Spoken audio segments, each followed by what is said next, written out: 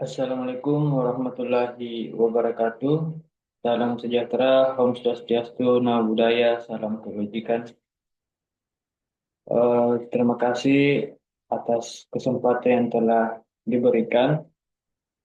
Kita lanjut kembali pada sesi keempat, yaitu manajemen keuangan desa. Capaian pembelajaran setelah mempelajari materi ini, mahasiswa diharapkan mampu memahami konsep dan prinsip manajemen keuangan desa, lalu menjelaskan sumber-sumber keuangan desa dengan menggunakan pendekatan teori local revenue dan local expenditure.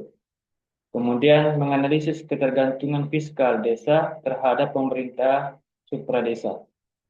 Selanjutnya menjelaskan proses penyusunan dan pelaksanaan APBD desa.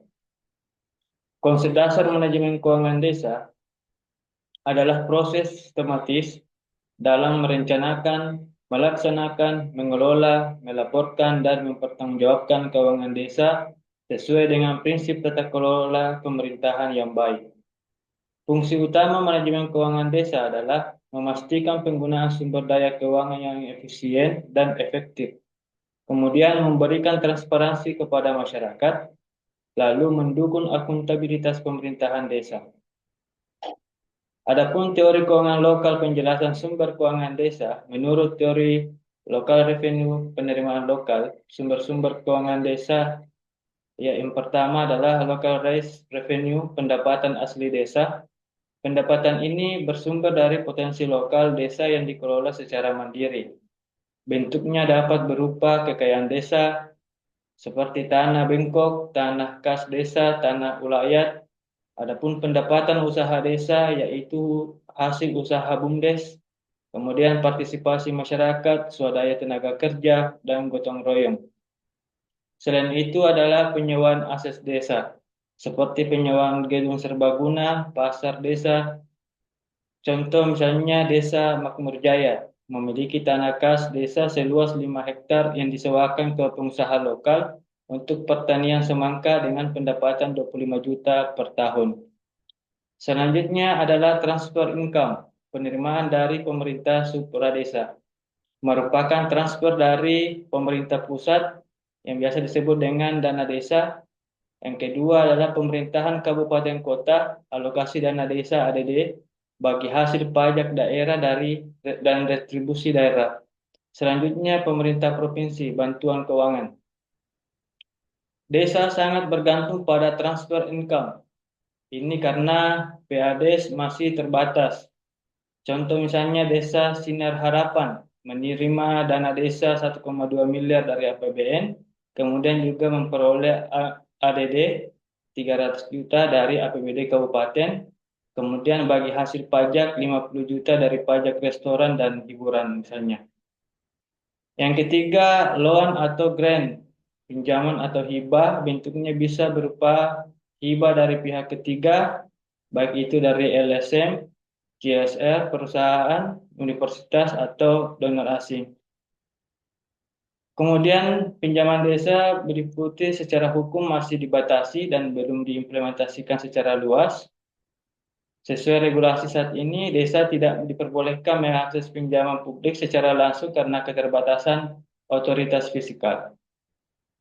Selanjutnya adalah local expenditure, pengeluaran lokal desa. Meskipun desa menerima dana dalam jumlah besar melalui transfer, pengeluarannya tetap dikontrol oleh kerangka regulasi dari pemerintah supradesa.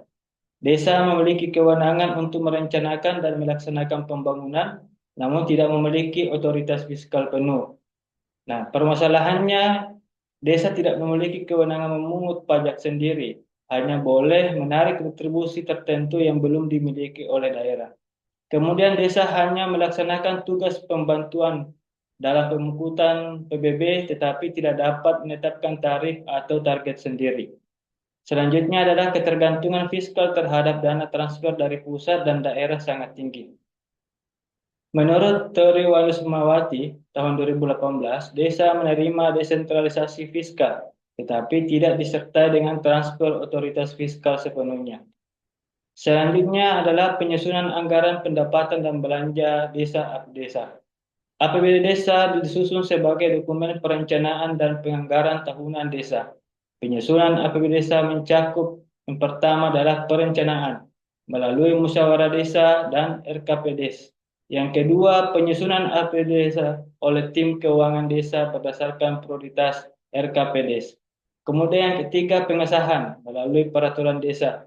Yang keempat, pelaksanaan anggaran oleh pelaksanaan kegiatan anggaran PKA. Yang kelima, pelaporan dan pertanggungjawaban disampaikan ke BPD dan Pemkab. Adapun struktur APBD desa mulai dari pendapatan, PADs, transfer atau hibah, kemudian belanja di bidang pemerintahan, pembangunan, pemberdayaan dan juga pembinaan. Begitupun dengan pembiayaan, sisa lebih, defisit atau surplus anggaran. Ketimpangan fiskal dan kebutuhan pungutan keuangan desa, desa menghadapi realitas bahwa otonomi fiskal belum sepenuhnya diberikan. Sumber PA desa masih rendah menyebabkan ketergantungan pada transfer income sangat tinggi. Kemudian penguatan kapasitas fiskal desa harus dilakukan melalui pengembangan BUMDes, pemanfaatan aset desa dan kemitraan dengan pihak ketiga. Manajemen keuangan desa merupakan elemen penting dalam mewujudkan tata kelola pemerintahan desa yang efektif, transparan, dan akuntabel. Melalui pemahaman yang baik terhadap teori keuangan lokal, mahasiswa dapat mengenali berbagai sumber penerimaan desa seperti local revenue, transfer income, dan hibah, serta memahami keterbatasan otoritas fiskal desa dalam mengelola pengeluaran atau local expenditure. Meskipun desa telah mendapatkan desentralisasi fiskal, ketergantungan terhadap pemerintahan supradesa masih sangat tinggi karena keterbatasan kewenangan fiskal, terutama dalam hal pemungutan pajak dan pengelolaan retribusi. Oleh karena itu, penting bagi pemerintah desa untuk mengoptimalkan potensi lokal dan memperkuat kapasitas kelembagaan desa dalam merancang dan melaksanakan APBD desa secara partisipatif dan akuntabel. Dengan pengelolaan keuangan yang baik, desa bukan hanya menjadi objek pembangunan, tetapi juga pelaku utama dalam mendorong kesejahteraan masyarakat secara berkelanjutan. Terima kasih, sekian. Assalamualaikum warahmatullahi wabarakatuh.